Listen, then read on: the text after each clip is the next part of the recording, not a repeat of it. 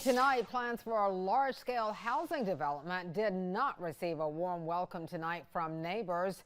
The proposed Ashton Farms community would sit on nearly 1,200 acres of land in the Ash area of Brunswick County. Plans call for building nearly 3,000 houses and townhomes along Russtown Road, Longwood Road, and Whiteville Road.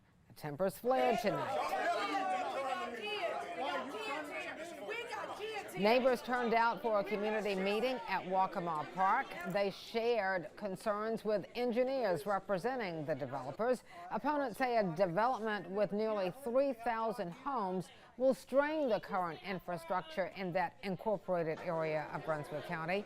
They worry it will negatively impact traffic and also overburden the fire departments and first responders who serve that part of the county. While the developers' reps tried to assure the crowd that steps would be taken to address these and other concerns, the residents said they're not buying it. We don't have the resources for this right now. 911 responders, everything involved with our infrastructure, we feel we don't have the resources to support this. I have land that meets up to where they're developing, and that's going to put my animals in distress, and the wildlife that just is overflowing already from them just doing the little bit that they're doing now.